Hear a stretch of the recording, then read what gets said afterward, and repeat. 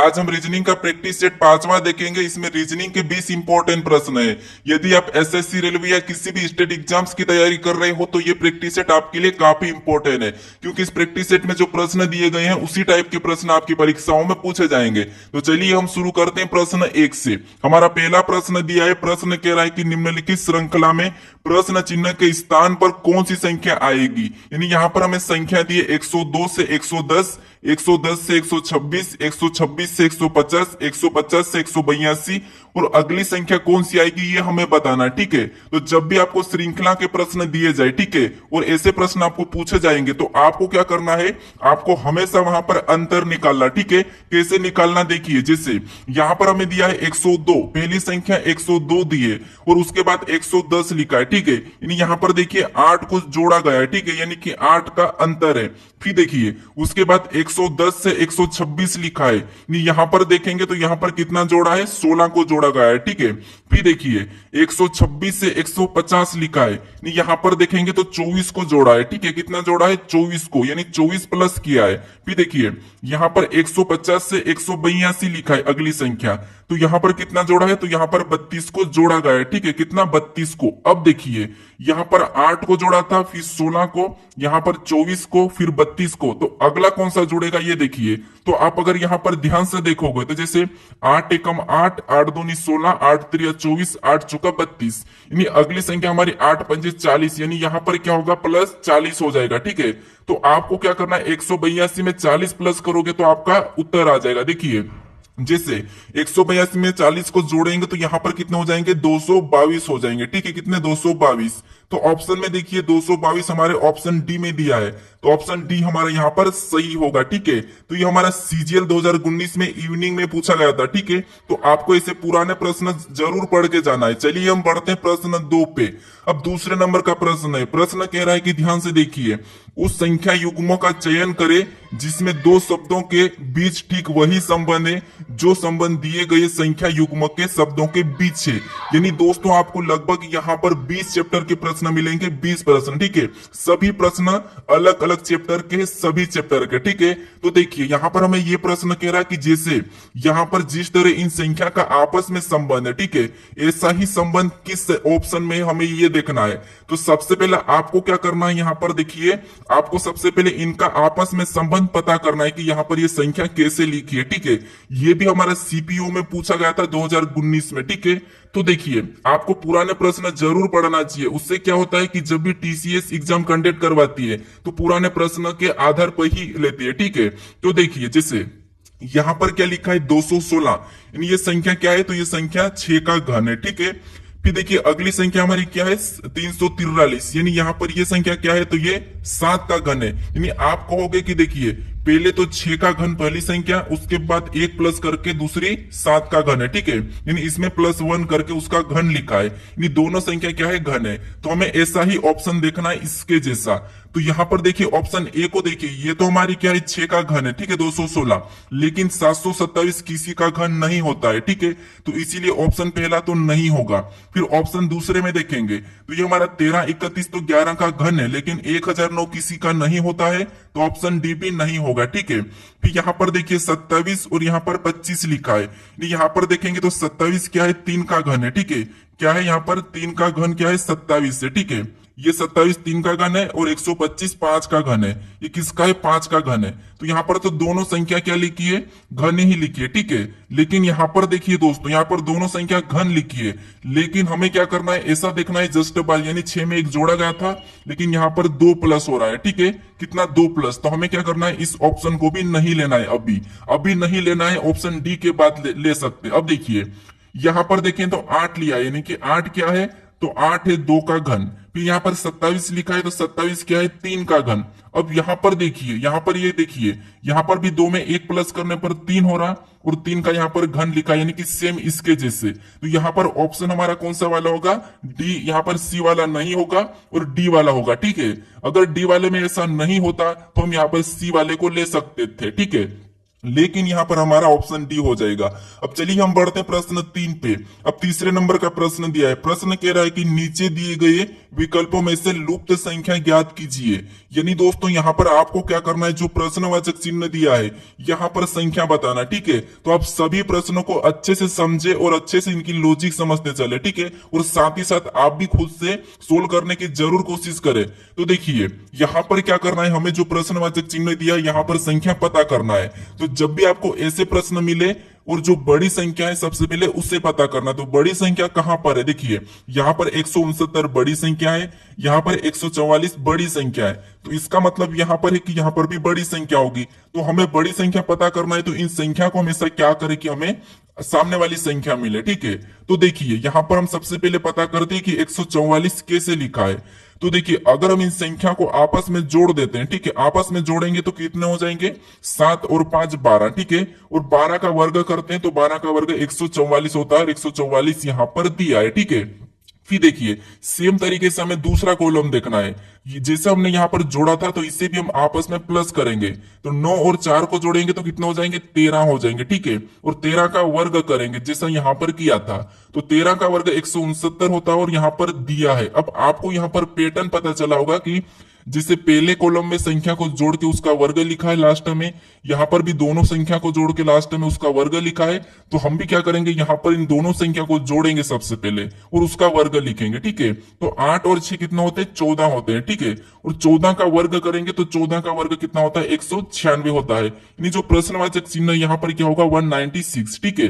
तो ऑप्शन में देखिए 196 हमें ऑप्शन नंबर डी में मिला है, ठीक है। तो ऑप्शन डी हमारा यहाँ पर सही हो जाएगा। ये प्रश्न एमटीएस 2019 में पूछा था, यानी कि जितनी भी एग्जाम 2019 में हुई थी, ठीक है, एसएससी में, चाहे एमटीएस हो, सीजीएल हो, सीएचएसएल हो, चाहे सीपी हो, सभी के यहाँ पर प्रश्न है। अब चलिए हम बढ़ते हैं प्रश्न 4 पे। अब 4 नंबर का प्रश्न दिया है। प्रश्न कह रहा है कि एक औरत का परिचय देते हुए रमन ने कहा, यह मेरे पिता के ससुर की पत्नी है, यानी यहाँ पर मेरे, ठीक है। तो अब देखिए आपको यहाँ पर क्या करना है, सबसे पहले खुद को लेना है, ठीक है। आप मेरे साथ खुद को लीजिए, आप जहां पर भी बैठे हो बस खुद को लीजिए। जैसे मान लीजिए यहां पर क्या करना है, आपको मेरे कर लेना है, ठीक है, मेरे। अब देखिए आपको खुद को लेना है, ठीक है, आप खुद। अब देखिए मान लीजिए प्रश्न कह रहा है कि एक औरत का परिचय देते हुए रमन ने कहा कि ये कौन है, तो आप हो, ठीक है, आप रमन हो, ठीक है। ये क्या है, रमन है, यानी कि ये खुद कौन हो, आप हो, ठीक है। ये रमन मतलब आप हो। आप क्या कर रहे हो, किसी एक औरत का परिचय दे रहे हो, ठीक है। उसके बाद आप रमन ने कहा, यानी कि आपने कहा, आप किसी औरत का परिचय देते, आपने कहा, क्या कहा आपने कि यहाँ पर कहा है कि यहाँ मतलब मान लीजिए एक ये लड़की है, ठीक है, ये औरत है, यानी ये क्या है, एक औरत है, ठीक है। तो आपने कहा कि यह मतलब यह औरत, यानी कि यह औरत, यह मतलब औरत मेरे पिता के ससुर की पत्नी, यानी देख लीजिए जैसे ये आप हो, ठीक है, और आपके पिता मतलब ये आपके पिता हो जाएंगे, ठीक है। ये कौन हो जाएंगे, आपके पिता। और आपके पिता के ससुर मतलब और भी ऊपर जाएगा, ठीक है।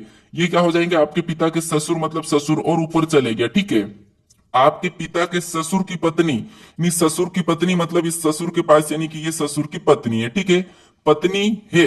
तो अब देखिए मतलब ये आपके पिता के ससुर की पत्नी है, तो वहां औरत रमन से किस प्रकार संबंधित है, यानी यहाँ पर कह रहा है कि ये रमन की ये इसकी पत्नी क्या लगेगी, यानी ये औरत, ठीक है। ये औरत कौन है, तो ये रमन के पिता के ससुर की पत्नी है, कौन, ये औरत, ठीक है, पत्नी है। यानी दोस्तों देखिए जिसे आपके पिता के ससुर की पत्नी, यानी कि आपके पिता और आपके पिता के ससुर मतलब आपके नाना जी, और नाना जी की पत्नी मतलब नानी। तो यहाँ पर क्या होगा, आपकी ये क्या लगेगी, औरत नानी लगेगी, ठीक है। तो यहाँ पर नानी लगेगी, तो ऑप्शन हमारे यहाँ पर सी वाला सही होगा, ठीक है। तो आपको ऐसे प्रश्नों में खुद को लेना है, ठीक है। अब चलिए क्लियर है, समझ में आ चुका होगा। अब चलिए हम बढ़ते प्रश्न 5 पे।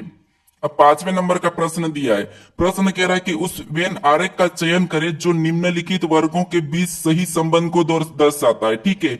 यानी दोस्तों हमारे ये वेन आरेख का प्रश्न है, वेन डायग्राम का, ठीक है, ये इंपोर्टेंट है। चलिए यहां पर हमें क्या करना है, ये भी सीपीओ 2019 का ही प्रश्न है। तो देखिए यहां पर क्या करना है, हमें सबसे पहले शब्द क्या दिया है, देखिए इंडोनेशिया दिया है, एशिया दिया है और बांग्लादेश। तो इसका वेन आरेख कैसा बनेगा, ये प्रश्न पूछा है, ठीक है। तो देखिए आपको मैं बता चुका हूं कि वेन आरेख का प्रश्न कैसे सोल्व करना है। अगर आप मेरे प्रैक्टिस से डेली देखते हो तो आप यहाँ पर आसानी से सोल्व कर लोगे, ठीक है। कैसे, देखिए आपको अगर नहीं भी आता हो तो आपको किसी एक शब्द का डायग्राम बनाना है। मान लीजिए हम किसका बनाते हैं, तो यहाँ पर बनाता हम इंडोनेशिया का, ठीक है। यानी जो डायग्राम बना हमारा, ठीक है, ये किसका बन गया, इंडोनेशिया का बना है, ठीक है। उसके बाद अब देखिए मैं कलर चेंज लेता हूं, फिर देखिए इंडोनेशिया का बनने के बाद हमें अब किसका बनाना है, क्योंकि हमारा इंडोनेशिया का तो बन चुका है, अब हमें बनाना है एशिया का। तो एशिया का बनाएंगे तो अब देखिए एशिया और इंडोनेशिया कोई आपस में कुछ संबंध है या नहीं है, आपको ये देखना है, ठीक है। तो एशिया और इंडोनेशिया का आपस में कोई संबंध है तो है, आप कहोगे कि हाँ है। जो इंडोनेशिया, ठीक है, ये क्या है, एशिया के अंदर आता है एक देश से। एशिया महाद्वीप के अंदर कौन आता है, इंडोनेशिया आता है, ठीक है। तो आप क्या कहोगे कि ये एशिया के अंदर आ जाएगा, यानी कि एशिया ये बड़ा है और इसके अंदर ये एक छोटा देश हमारा इंडोनेशिया आ जाएगा, ठीक है। अब उसके बाद इसके बनाने के बाद अब हमारा कौन सा शब्द बचा है, तो अब हमारा बांग्लादेश बचा है, ठीक है। अब आप देखोगे कि बांग्लादेश क्या है, तो ये भी एक देश है। और ये देखिए इसका इनसे कोई संबंध है क्या, एशिया से, हाँ आप कहोगे कि हाँ ये एशिया के अंदर आता है देश, ठीक है। और फिर आपको यहाँ पर ये भी देखना है कि ये एशिया के अंदर तो आता है, लेकिन क्या इंडोनेशिया का इनका आपस में कोई संबंध है क्या, तो आप कहोगे नहीं, क्योंकि ये भी एक अलग देश है, ये भी एक अलग देश है, ठीक है। तो यहाँ पर देखिए ये एशिया के अंदर तो आएगा, मतलब यहाँ पर एशिया के अंदर आएगा लेकिन अलग आएगा, ठीक है। अब देखिए तीनों शब्दों का डायग्राम बन चुका है। डायग्राम किस प्रकार का बनेगा, इस प्रकार का। ऑप्शन में देखिए ऑप्शन हमारा यहाँ पर देखिए बी वाला सही हो जाएगा, ठीक है। तो आपको क्या करना है, किसी एक शब्द का बनाना है। फिर जब एक शब्द का आप बना लेते हो एक डायग्राम, जैसे हमने एक शब्द का ये बनाया, फिर उसके बाद आपको दूसरे का बनाना है। अब दूसरे का बनाने के लिए आपको कहां पर बनाना है, ये किससे डिसाइड करना है, आपको जो पहले वाले शब्दों को बनाया है उससे रिश्ता देखना है, ठीक है। उसके बाद जब दूसरा बनता है तो आपको तीसरे को बनाने के लिए क्या करना पड़ेगा, दोनों के साथ रिश्ता देखना पड़ेगा, यहां पर पहले वाले के साथ भी और दूसरे वाले के साथ भी, ठीक है। तो आपका ऐसे में क्या होगा, तीनों शब्दों का डायग्राम बनेगा और ऑप्शन बी वाला सही हो जाएगा। अब चलिए हम बढ़ते हैं प्रश्न 6 पे। अब 6 नंबर का प्रश्न दिया है। प्रश्न कह रहा है कि देखिए एक ही पासे की दो अलग अलग अवस्थाएं दिखाई गई है, यदि तल पर 5 है तो शीर्ष पर कौन सी संख्या होगी। यानी आप मेरे वीडियो देख चुके होंगे पासा वाला, तो आप इस प्रश्न को देखते ही सोल्व कर लोगे, ठीक है। देखिए हमें क्या करना है, जब भी एक से अधिक पासा दिया जाता है, ध्यान से समझिए, यहाँ पर आपको क्या करना है, हर प्रश्नों को सोल्व करने का तरीका सीखना है, ठीक है। क्योंकि अगर आप यहाँ पर प्रश्न को देखोगे कि हमने 20 प्रश्न आज कर लिए, ठीक है, और हमारा आज 20 प्रश्न हो गया, कल 20 हो जाएंगे, परसों 20 हो जाएंगे, लेकिन ऐसा नहीं करना आपको। जितने भी प्रश्न जिस चैप्टर से भी आते हैं वहां पर आपको देखना है कि क्या वो प्रश्न आपको सही करते आ रहा है या नहीं आ रहा। अगर नहीं आ रहा तो आप उसे समझे, ठीक है। तो देखिए यहां पर हमें क्या करना है, 5 के विपरीत बताना है, ठीक है। तो क्या करना है, आपको मैं बता चुका हूं कि जब भी एक से अधिक पासा हो तो आपको क्या करना है, कॉमन संख्या देखना है। तो यहाँ पर कॉमन संख्या हमारी दोनों पासे में कौन सी वाली, यहाँ पर 4 है और यहाँ पर भी 4 है, ठीक है। तो हमें क्या करना है, ये हमारा पहले पासे का है, ठीक है, और ये हमारा एक कॉलम दूसरे पासे का। आपको ऐसे 2 कॉलम बनाना है, हमेशा आपको 2 कॉलम बनाना। फिर जो संख्या हमें कॉमन मिली है, ठीक है, उससे उनके नीचे लिखना, जैसे ये हमारी पहले की है और ये हमारी कॉमन दूसरे की, ये कॉमन संख्या है। फिर हमें क्या करना है, जब कॉमन लिखने के बाद वहां पर घड़ी के दिशा में चलना है, ठीक है। जैसे 4 से आगे घड़ी की दिशा में, घड़ी इस तरफ भी घूमती है, तो यहां से आगे चलेंगे तो हमें क्या मिला, 1 मिला। तो हम कहां पर चल रहे, पहले वाले पासे में चल रहे, तो उसके नीचे लिखना है, ठीक है। फिर यहां से और आगे चलेंगे तो हमें क्या मिला, 3 मिला, तो उसको भी उसके नीचे लिख लेना, ठीक है। बस इतना लिखना है। यहां पर अगर आगे चलेंगे तो 4 वापस आ जाएगा, तो आपको आगे नहीं चलना है। फिर देखिए अब हमें दूसरे पासे में भी घड़ी की दिशा में ही चलना है। जैसे यहाँ पर 4 से आगे चलेंगे तो जो कॉमन संख्या है वहां से चलना है, ठीक है, ये ध्यान रखना। तो 4 से आगे चले, हमें 2 मिला तो 2 को लिखेंगे। फिर 2 से और आगे चलेंगे, 6 मिला है तो 6 को लिखेंगे।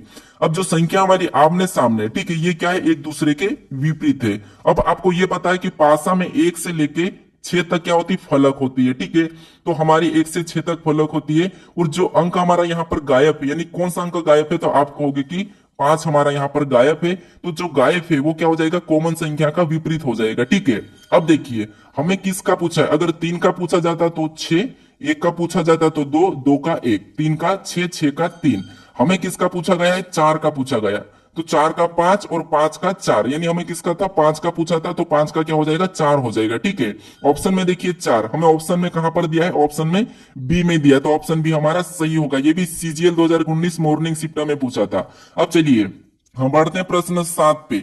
अब 7वें नंबर का प्रश्न दिया है। प्रश्न कह रहा है कि दिए गए वेन आरेख में व्रत लड़कों को त्रिकोण, विवाहित को वर्ग उन लोगों को दर्शाता है जिनके पास जानवर है और कौन सा क्षेत्र उन लड़कों को दर्शाता है जो विवाहित है, परंतु ये प्रश्न है। ठीक है, तो देखिए आपको ऐसे प्रश्न मिला, आपको कुछ भी नहीं करना है, थोड़ा सा समझने की कोशिश करें। अगर आपको आता हो तो मुझे जरूर कमेंट करके बताइए कि आपने 20 में से कितने प्रश्न सही कहे हैं। ठीक है, तो देखिए हमें कहा है कि जैसे दिए गई वेन आरेख में, ये वेन आरेख की दूसरी टाइप है। ठीक है, कि व्रत लड़कों को त्रिकोण, ठीक है, यानी कि व्रत है ये क्या है, लड़कों को। तो यहाँ पर व्रत हमारा कहां पर है, तो ये है। ठीक है, तो ये लड़कों को दर्शाता है। ठीक है, फिर हमारा जो त्रिकोण है यानी कि त्रिभुज है, विवाहित को दर्शाता है, यानी जो हमारा त्रिभुज है ये किसको दर्शाता है, विवाहित को। ठीक है, फिर देखिए विवाहित को दर्शाता है। फिर देखिए और वर्ग उन लोगों को दर्शाता है जिनके पास जानवर है, यानी ये वर्ग है। ठीक है, ये वर्ग किसको दर्शाता है, तो जिनके पास जानवर, जानवर का जे, वी का यहाँ पर विवाह, का लड़के। ठीक है, अब देखिए हमें प्रश्न क्या कह रहा है, तो प्रश्न कह रहा है कि कौन सा क्षेत्र उन लड़कों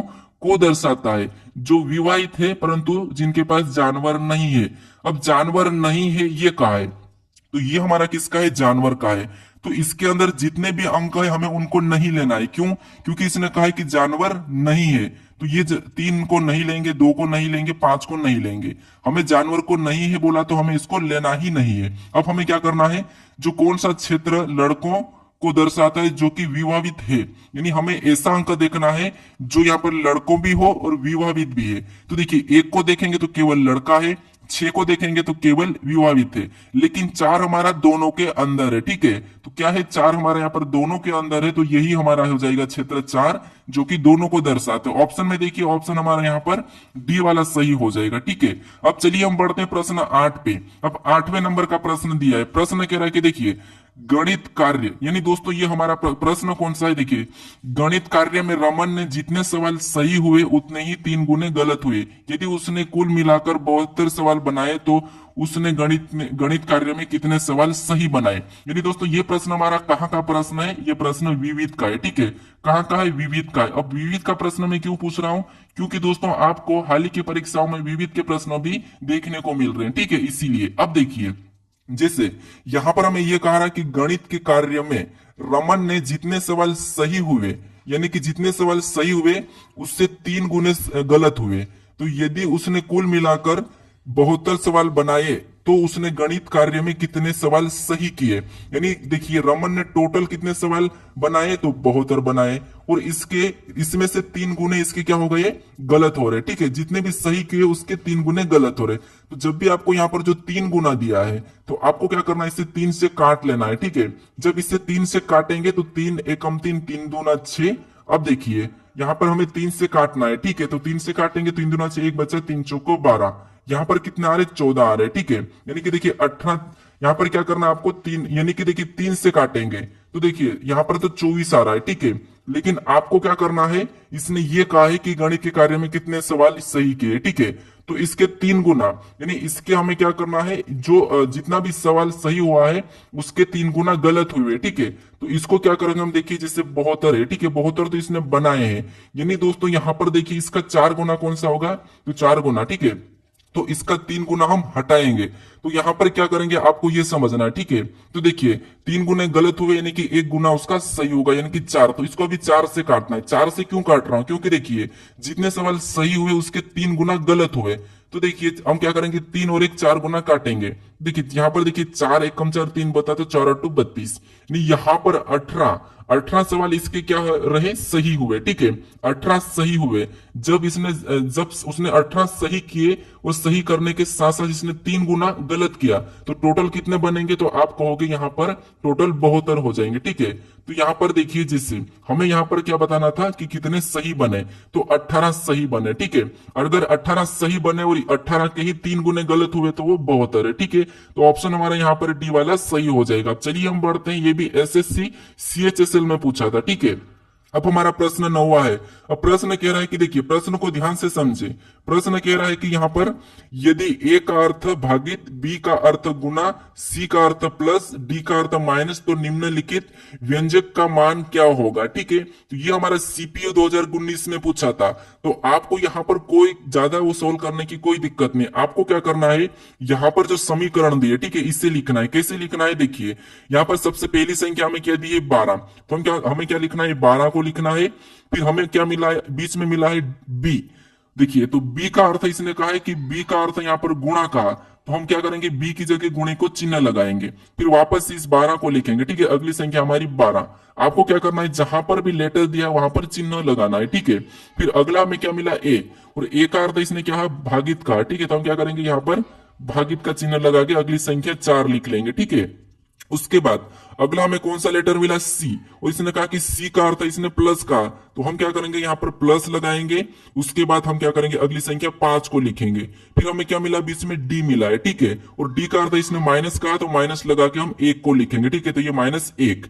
अब देखिए, ऐसा करने के बाद आपको क्या करना है, बोर्डमास रूल से सोल्व करना है। ठीक है, तो देखिए सबसे पहले आपको पता होगा कि हम भाग देते हैं, तो यहाँ पर 4 में 12 का भाग देंगे, तो यानी कि 12 में 4 का भाग देंगे, तो देखिए 12 तो वैसा ही आएगा ये वाला, और गुणे का चिन्ह भी वैसा ही रहेगा स्टेप बाय स्टेप। और यहाँ पर 7 3 12 यानी कि 3 बार में गया। फिर +5 को वैसा ही लिखेंगे, -1 को भी वैसा ही लिखेंगे। उसके बाद हम गुणा करेंगे, तो 12 3 कितने होते हैं, 36 होते हैं। ठीक है, 12 3 36 होते हैं, +5 -1 लिखेंगे। ठीक है, उसके बाद अब देखिए, अब हम जोड़ेंगे तो 36 और 5 को जोड़ते हैं तो यहां पर कितना हो जाएंगे, 41 हो जाएंगे। ठीक है, और -1, तो 41 में से -1 करेंगे तो यहां पर हमारे कितने बचेंगे, 40 बचेंगे।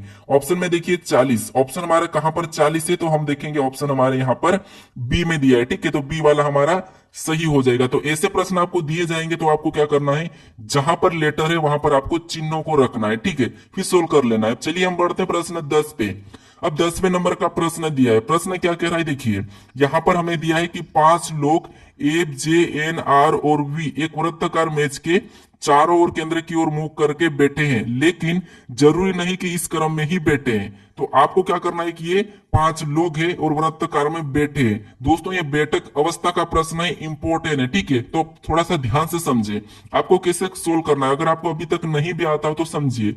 सबसे पहले आपको कहा है कि वृत्ताकार में बैठे हैं। ठीक है, तो देखिए ये हमारा क्या हो गया, एक वृत्ताकार हो गया। ठीक है, एक हमारा यहाँ पर देखिए क्या हो गया, ये वृत्ताकार हो गया है। ठीक है, और इसमें कौन, 5 लोग बैठे हैं। अब हमें यहाँ पर कहाँ कहाँ बैठिए, और इसके केंद्र की ओर मुख करके बैठे, यानी कि जितने भी लोग हैं, ठीक है, वो क्या है, इस बिंदी को देख रहे हैं, यानी कि ये केंद्रक है, इस बिंदी को देख रहे हैं। ठीक है, क्या कर रहे हैं, इस बिंदी को देख रहे हैं। ठीक है, इसकी ओर मुख करके बैठे हैं, यानी कि आप जहां पर बैठे हो तो आप किसको देख के बैठे हो, कि आपके सामने जो भी चीज है वो आपका केंद्रक है। ठीक है, वो अपने आप को ले लीजिए फिर बिठाओ। तो देखिए आपको ये भी पता है कि अपना जो राइट हैंड है वो कौन सा हो जाएगा, दाया, और इधर अपना बाया हो जाएगा। आपको ये भी पता है लेफ्ट बाया और राइट दाया। ठीक है, अब देखिए हमें यहाँ पर क्या कहा है कि बैठे, लेकिन यहाँ पर जरूरी नहीं, यहाँ तक तो हमें पढ़ने की जरूरी नहीं है। ठीक है, उसके बाद हमें आगे देखना है, जिससे कि देखिए प्रश्न को पूरा पढ़ ही लेते हैं। जैसे 5 लोग F J N R O V एक वृत्ताकार मेज के चारों ओर केंद्र की ओर मुंह करके बैठे हैं, लेकिन जरूरी नहीं कि इसी क्रम में बैठे हैं। तो हमने ये केंद्र की ओर तो बना लिया है। ठीक है, व्रत को भी बना लिया। अब देखिए जे एफ के तुरंत बाएं को है, यानी क्या है, जे जो है। ठीक है, अब 5 लोग का मैं बना देता हूं, 1, फिर ये 2, ये तीसरा, ये चौथा, ये 5वां, ऐसा। ठीक है, ये 5 लोग बैठेंगे, इनकी पता नहीं कहां बैठेंगे, अपने देखना है। तो जे एफ के तुरंत बाएं को है, यानी मान लीजिए अगर हम यहां पर जे को बैठाएंगे, ठीक है, तो ये क्या है, कहा है कि जे एफ के तुरंत बाएं है। ठीक है, बाएं को, तो अगर एफ यहां पर बैठेगा, ठीक है, तो इसके बाएं कौन हो जाएगा, जे हो जाएगा। और ये कह रहा है कि जे एफ के तुरंत बाएं है। ठीक है, तो यहां पर ये जे बैठेगा। ठीक है, अपनी ओर से ले लीजिए, अगर यहां पर जे बैठेगा तो इसके तुरंत बाएं, यानी कि एफ के तुरंत बाएं, तो एफ को यहां पर बिठाना पड़ेगा, तब ये तुरंत बाएं रहेगा। ठीक है, क्योंकि आप जहां पर बैठे हो तो आपका जो राइट हैंड है वो दाएं का है और लेफ्ट है ये बाएं का है। ठीक है, तो ये जो इधर से देखेंगे तो ये दाया पे है, और इधर एफ से इधर देखेंगे तो ये बाएं पे। ठीक है, और हमें बाएं कहा है। ठीक है, अब देखिए आगे कहा है कि एन एफ के बाएं को दूसरा स्थान पर है, यानी एफ, एफ क्या है, तो एफ यहाँ पर देखिए एन एफ के बाएं को दूसरे स्थान पर है। क्या कहा है कि एन एफ के बाएं को दूसरे स्थान पर है, यानी एन एफ के बाएं, तो एफ के बाया किधर रहेगा, जब आप बैठे हो तो आपकी इधर बाया किधर रहेगा, तो आप कहोगे हमारा तो इधर लेफ्ट हैंड पे बाया है। ठीक है, तो यहाँ पर एफ का बाया यानी कि एफ के बाएं एन दूसरे स्थान पर है, तो ये पहला स्थान है, एफ एन का बाया का पहला स्थान, ये दूसरा स्थान हो जाएगा। ठीक है, तो यहाँ पर देखिए एन एफ के बाएं के दूसरे स्थान है कि एन कहां पर बैठेगा, यहाँ पर बैठेगा। ठीक है, अब देखिए यहाँ पर हम देखेंगे तो ये एफ है, एफ के बाएं जे बैठा है, ये भी सही है।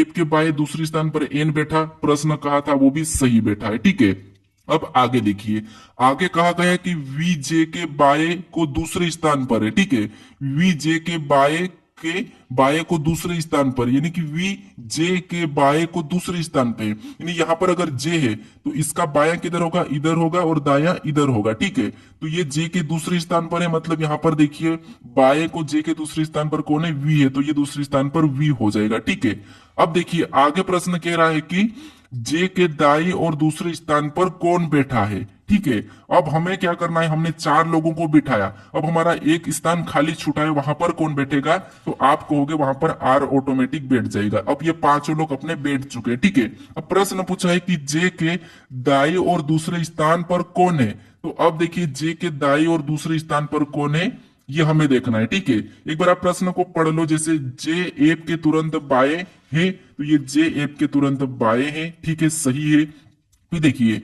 एन एप के बाएं दूसरा है, तो यहां पर देखिए एन एप के बाएं दूसरा है, ये भी सही है। फिर देखिए वी जे के बाएं दूसरे स्थान पर है, तो देखिए वी जे के बाएं दूसरे स्थान पर है, ये भी सही है।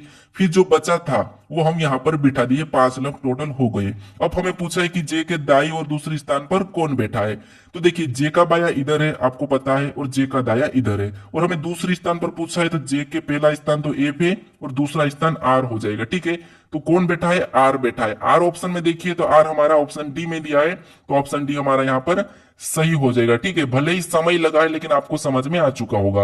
अब चलिए हम बढ़ते हैं प्रश्न 11 पे। अब 11 नंबर का प्रश्न दिया है, प्रश्न कह रहा है कि थोड़ा फटाफट से सोल्व करने की कोशिश करें। ठीक है, अब देखिए 31 जनवरी 2007 को सप्ताह का कौन सा दिन था, यानी आपको ऐसे प्रश्नों को कैसे सोल्व करना, देखिए जो लास्ट की 7 है, 2 संख्या उससे लेना है, जैसे हम लेंगे 07 को। ठीक है, फिर उसके बाद इसमें क्या करना, 4 से भाग देना, 4 एकम 4, आगे जो संख्या बची उसे छोड़ देना, वापस से प्लस लेना है। फिर देखिए आपको क्या करना है, तारीख लेना है, 31 दी तो 31 को ले लेंगे, फिर आपको प्लस का चिन्ह वापस लगाना है। फिर जनवरी का कोड, इसका कोड 1 है उसको लेना है, और यहाँ पर ईयर का कोड 6 है उसको लेना है, और इन सभी को जोड़ के 7 से भाग देना है। ठीक है, तो देखिए 7 और 1 को जोड़ेंगे तो 8, और 31 में 8 को जोड़ेंगे तो 39, और 39 में 1 जोड़ेंगे तो 40, 40 में 6 को जोड़ेंगे तो 46, यानी कि 46 हो रहे हैं। ठीक है, और इसको 7 से काटना है, तो यहाँ पर 7 छंग 42, अपना शेष कितना बचा है, 7 छंग 42 मतलब 4 हमारा शेष बचा। जो शेष बचा वही क्या होगा, उत्तर होगा।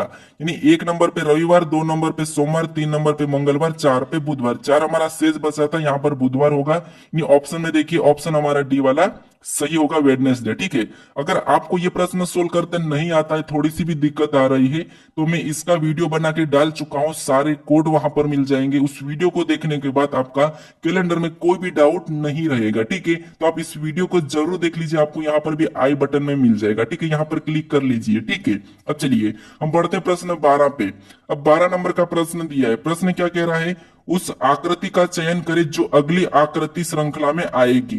यानी दोस्तों यहाँ पर आपको क्या करना है, यह आकृति श्रृंखला लिखिए। ठीक है, तो अगली कौन सी आएगी ये बताना है, तो आपको इस आकृति को ध्यान से देखना है। कैसे, देखिए यहां पर पहली गोल आकृति है, और यहाँ पर नीचे एक लाइन लगी है। ठीक है, फिर अगली बनी, इससे अगली बनी तो गोल आकृति भी ठीक है, गोल आकृति के बाद नीचे भी लाइन तो सही है, यानी कि इससे ही सही है। लेकिन यहाँ पर बीच में एक हमारी क्रॉस लाइन जुड़ी है। ठीक है, एक हमारी आड़ी लाइन जुड़ी है। अब और हम अगली देखेंगे तो अगली में गोल लाइन तो ठीक है, और यहाँ पर ये वाली लाइन भी ठीक है, और यहाँ पर क्रॉस लाइन थी वो भी सेम है। ठीक है, लेकिन यहाँ पर एक और नई चीज ऐड हुई है, कौन सी हुई, तो ये ऊपर वाली ऐड हो गई। ठीक है, अब देखिए पहले हमारी क्रॉसिंग हुई थी, यहाँ पर ये जो थी है। ठीक है, इसके बाद ये क्रॉसिंग हुई, फिर यहाँ पर देखेंगे तो क्रॉसिंग के साथ साथ इसे छोड़कर ऊपर वाली ऐड हो गई।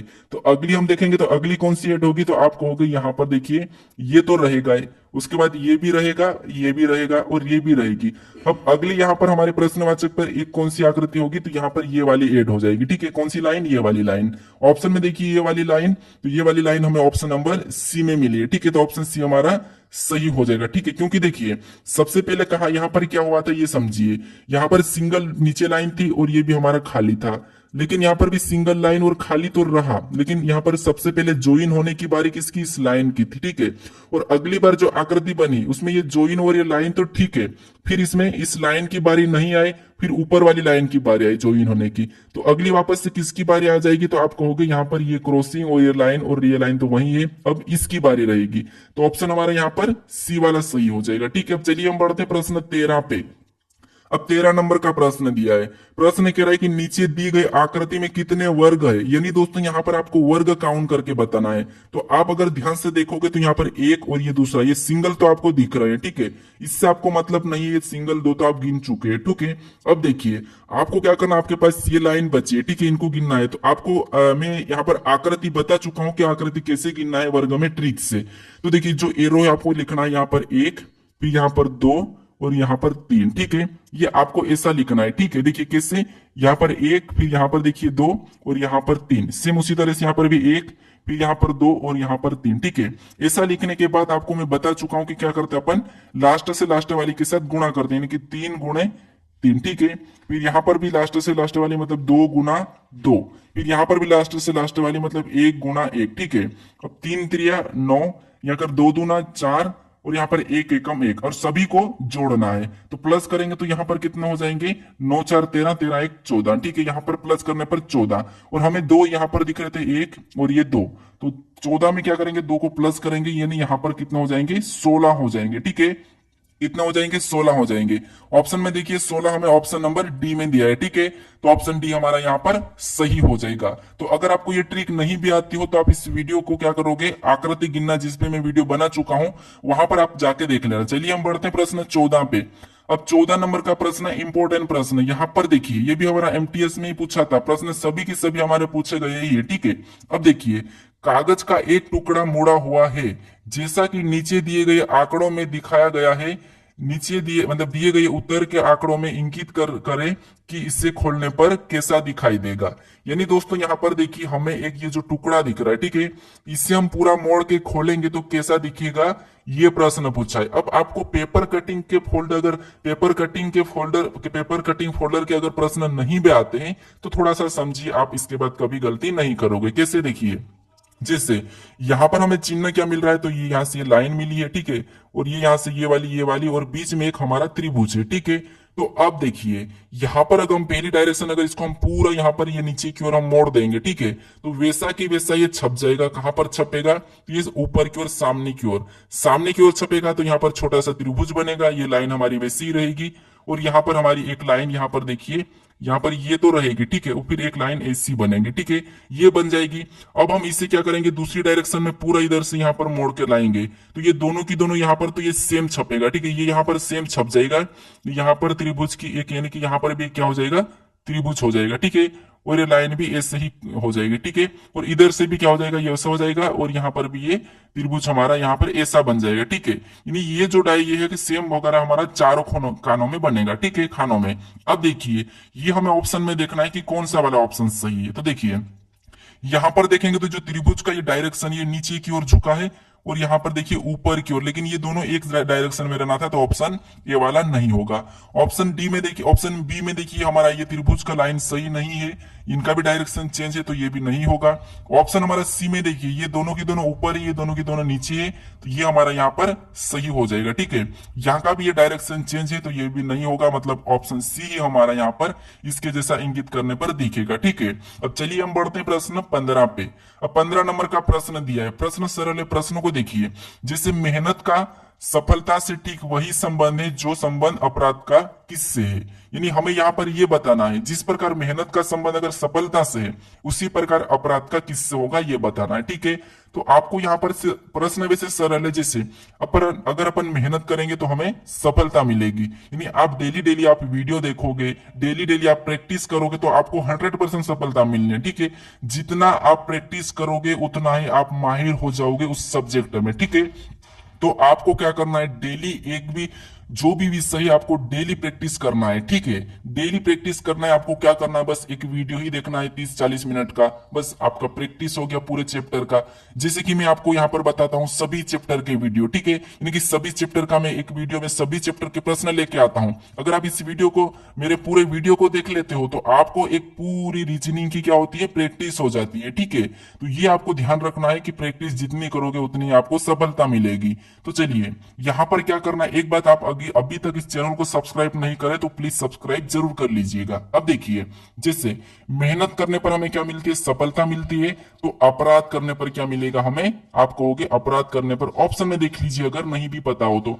समझ तो हमें मिलती नहीं है, अपराध करने पर समझ नहीं मिलेगी, हमें इनाम भी नहीं मिलेगा। ये हमको ऑप्शन एलिमिनेट करते आना चाहिए, ठीक है। अब अपराध करने पर पुलिस पकड़ती है, पुलिस मिलती नहीं है, तो इसे भी नहीं लेंगे। नहीं, अपराध करने पर हमें क्या मिलेगा, सजा मिलेगा, ठीक है।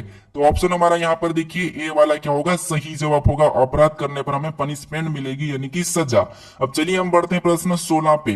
अब 16 नंबर का प्रश्न दिया है। प्रश्न कह रहा है कि उस संख्या की पहचान करें जो दी गई श्रृंखला से संबंधित नहीं है। मतलब यहाँ पर हमें यह संख्या बताना है कि उस संख्या की पहचान करें जो दी गई श्रृंखला से संबंधित नहीं है।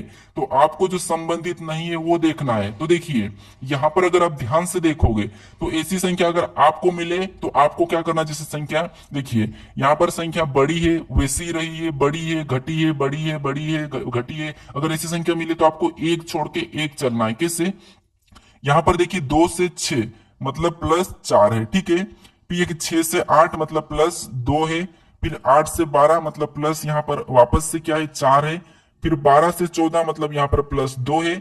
फिर अगली भी संख्या क्या हो जाएगी, +4 हो जाएगी, ठीक है। अब देखिए यहाँ पर +4 +2 +4 +2 +4 ये चल रहा है। अब सेकेंड में देखेंगे तो देखिए 6 से 10 यानी यहाँ पर कितना प्लस हो रहा है, तो यहाँ पर भी 4 प्लस, जैसे नीचे सेम हुआ था। फिर आगे देखेंगे 10 से 12 यानी कि +2, नीचे भी +2 हुआ था। फिर 12 से 15 यानी कि यहाँ पर +4 होना था लेकिन यहाँ पर +3 हो रहा है। फिर आगे देखेंगे तो यहाँ पर 18, 15 से 18 यानी कि यहाँ पर भी +3 हो रहा है। तो आप कहोगे कि हमारी संख्या कौन सी गलत मिल रही है, तो आप कहोगे कि यहाँ पर हमारा क्या होना था, आप कहोगे यहाँ पर हमारा होना था +4 करने पर 16 होना था, ठीक है। तो यही हमारी गलत है, यानी कि यहाँ पर हमारा +3 की जगह +4 होना था। तो 15 हमारी क्या हो जाएगी, गलत हो जाएगी।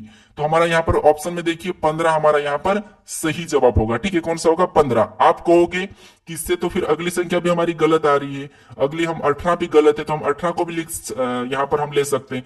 लेकिन 18 को कब लेना, जब आपको ऑप्शन में नहीं मिले। अगर आपको ऑप्शन में 15 नहीं मिले तब आपको 18 को लेना है। लेकिन आपको सबसे पहले जो गलत संख्या मिलती है उससे ही सबसे पहले लेना है, याद रखना ऑप्शन में लगाने से पहले, क्योंकि एग्जाम में ऐसे ही प्रश्न फंसाए जाते हैं। तो हमारा ऑप्शन यहाँ पर ए वाला सही हो जाएगा। अब चलिए हम बढ़ते हैं प्रश्न 17 पे। अब 17 नंबर का प्रश्न दिया है। प्रश्न कह रहा है कि दी गई श्रृंखला में प्रश्न चिन्ह के स्थान पर कौन सा अंक आएगा।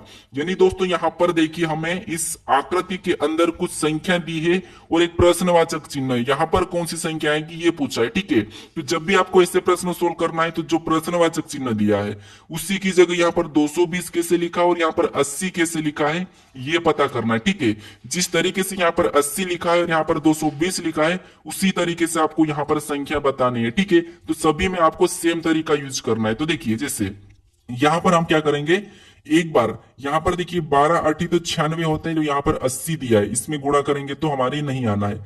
लेकिन अगर हम इसमें क्या कर सकते हैं, जैसे अगर हम एक बार इसमें क्या करते प्लस करते तो 12 8 कितना होते हैं, तो 12 8 हो जाते हैं 20, ठीक है। 12 में क्या करते हैं 8 को जोड़ेंगे तो यहाँ पर 20 हो जाएंगे।